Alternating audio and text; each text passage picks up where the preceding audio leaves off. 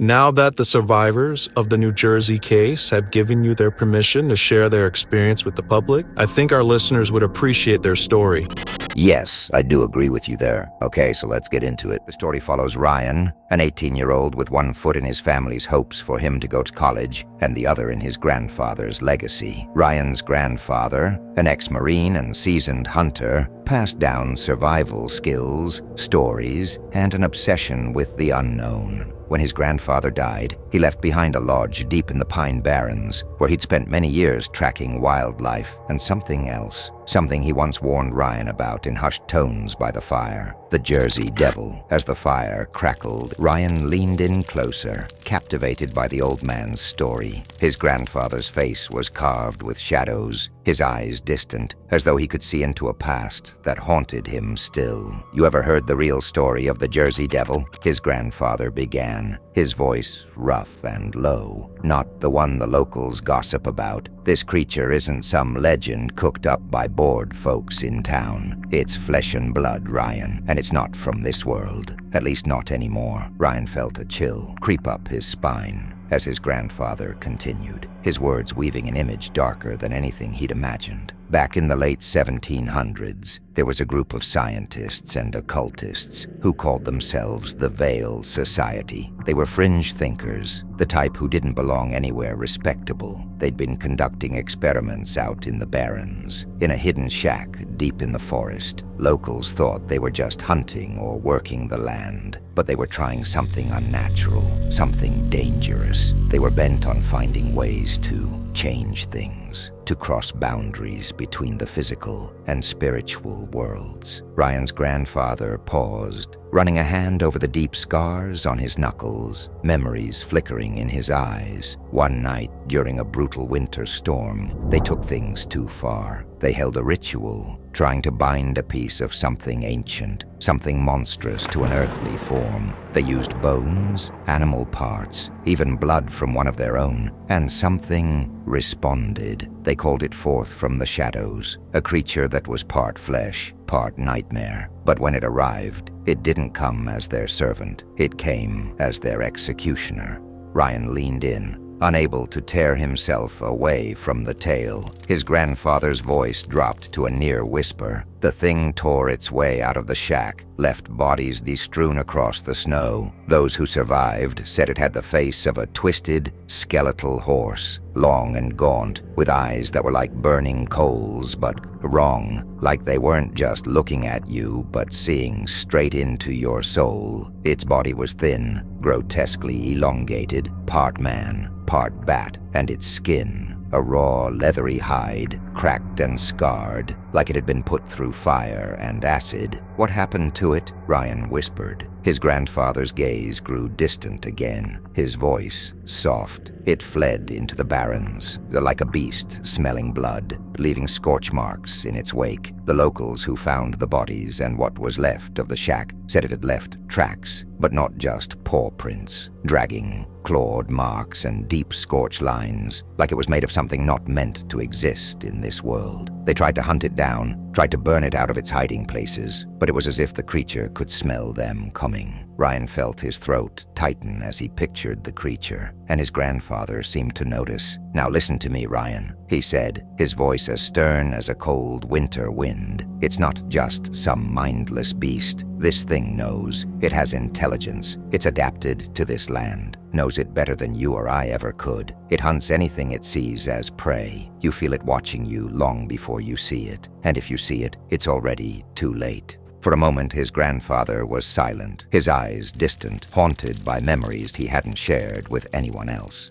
"They say that when it screams, it's the sound of all the things it's taken, all the souls it's stolen. I once saw it at a distance when I was a young man out hunting. I'll never forget those eyes, red and burning. It's a creature born of nightmare, one that found a crack between worlds and tore its way through, leaving death in its wake." Ryan stared at his grandfather, feeling the weight of every word. "Do you think it's still out there?" His grandfather's lips pressed into a hard line. "I don't think. I know. I've heard it on winter nights. That scream that's nothing human. And when it comes close, there's a cold that cuts deeper than any snow. Remember, Ryan, the barrens are its hunting ground, and it's still hungry." The fire crackled crackled, and Ryan glanced toward the dark, suddenly all too aware of the endless trees and shadows just beyond the light. He reminds himself that it's probably just some scary campfire story. There's no way a creature like that really exists. Years pass. He's not a little boy anymore. He's now 18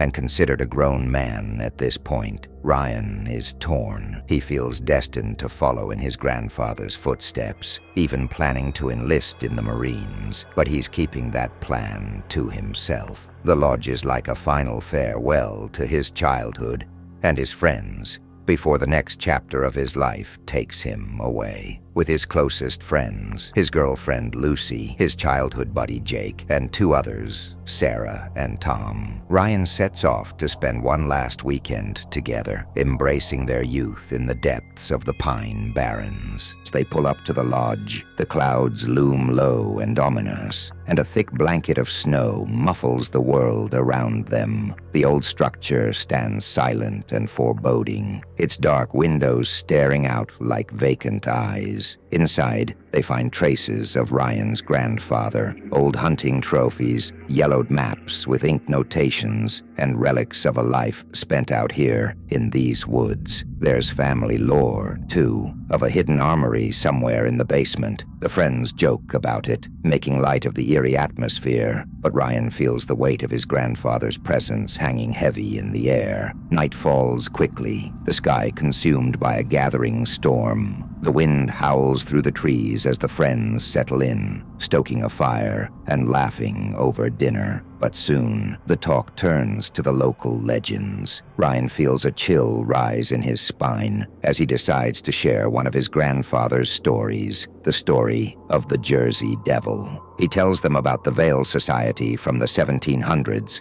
that they were a merge of science with the supernatural, and how they wanted to bring forth a being that would serve as a weapon, something they could control. They joke, poking fun at the absurdities of the story, but an uneasy silence settles over them. Outside, the storm has intensified, the wind rattling the windows and whistling through the cracks in the walls. And then, just as the clock strikes midnight, an unnatural scream tears through the night, echoing off the trees. The sound is unearthly, unlike anything they've heard before, low and guttural, with a hint of human agony twisted in. The laughter dies, replaced by wide-eyed glances and shallow breaths. Ryan tries to calm everyone, claiming it's probably just a coyote or some other animal. But even he doesn't believe his own words. Jake, however, takes the opportunity to play the hero. He grabs a flashlight, puffing out his chest as he laughs at the others' fear, and steps outside, challenging whatever might be out there. The group waits, eyes fixed on the door, watching the light from Jake's flashlight grow fainter as he moves further from the lodge. Seconds stretch into minutes, and the laughter fades as the storm swallows the light. Jake doesn't return. A second scream fills the air, this one unmistakably human, a blood-curdling sound that chills them to the core. They then rush outside, following the faint tracks Jake left in the snow. Their flashlights sweep the ground, catching glimpses of crimson drops and broken branches. The tracks lead deeper into the forest, but then abruptly stop, as if Jake simply vanished into thin air. They rush back to the lodge, slamming the door shut and locking it as Lucy and Tom stare at them in horror. Inside, the group panics, their earlier laughter replaced by dread. The Jersey Devil. Could it be real? They recall stories of people vanishing without a trace, of bloody tracks, and mutilated animals found in the Pine Barrens. For the first time, the creature feels like more than just a story. Ryan decides they need to arm themselves, remembering the secret armory his grandfather supposedly kept. But there's a problem. Ryan doesn't know the combination to the lock. He searches the lodge frantically, rifling through his grandfather's belongings, old journals and maps, hoping for a clue. In a dusty drawer, he finds a faded photograph of his grandfather on a hunting trip, the date faintly etched in the corner.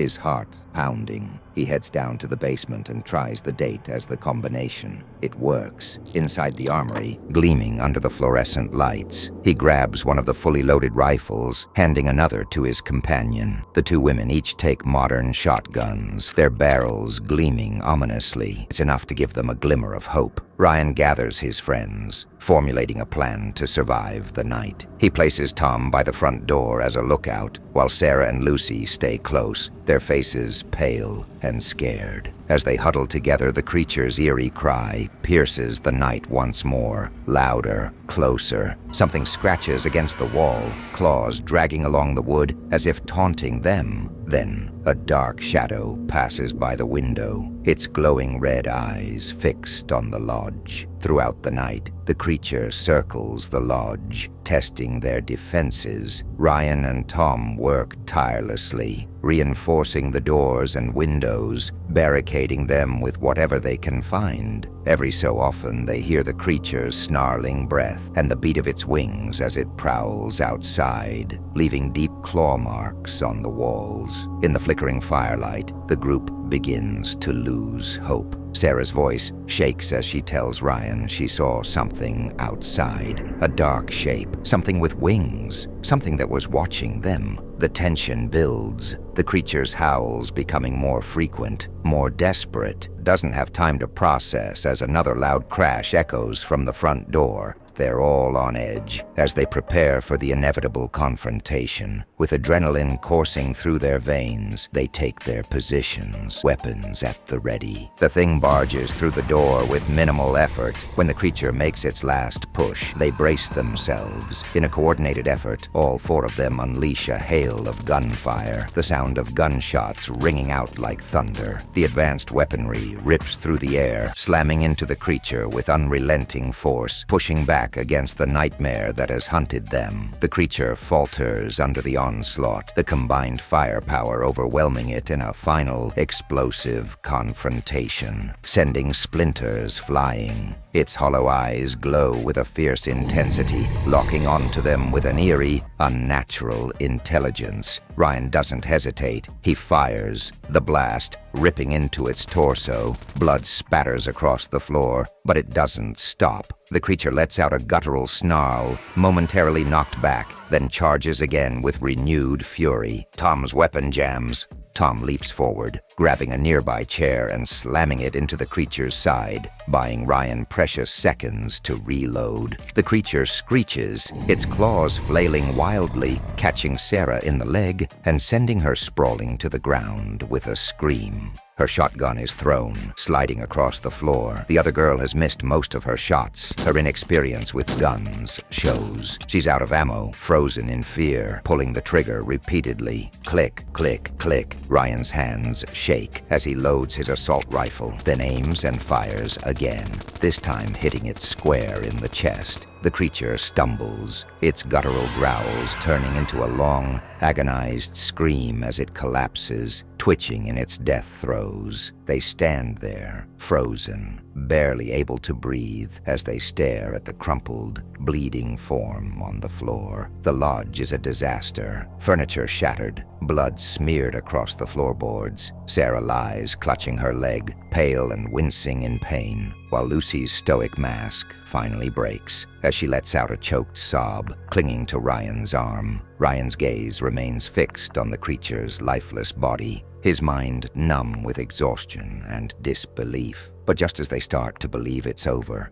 a new sound breaks the silence, a scream, faint and distant, echoing through the snowy woods. They glance at each other, horror rekindling in their eyes. The nightmare isn't over. There's more of them out there. When the sun finally breaks through, casting an eerie calm over the snow-covered forest, the friends stagger out of the lodge, each of them forever changed. They make their way back to civilization, but there's an emptiness among them, an absence that weighs on them all. Jake's disappearance lingers in their minds. His empty place, a reminder of the horror they can't erase. When they reach the authorities, they're questioned endlessly, even with the creature's body as evidence. It seemed as if it was all a part of a ploy, a cover-up. Their stories were still scrutinized. The police acted as if they weren't sure what to believe. Regardless, the wounds, the blood, and the hysteria give their story weight. But as the investigation digs deeper, it becomes clear they aren't the only ones interested in what happened in those woods. A shadowy agency steps in and questions all the police involved.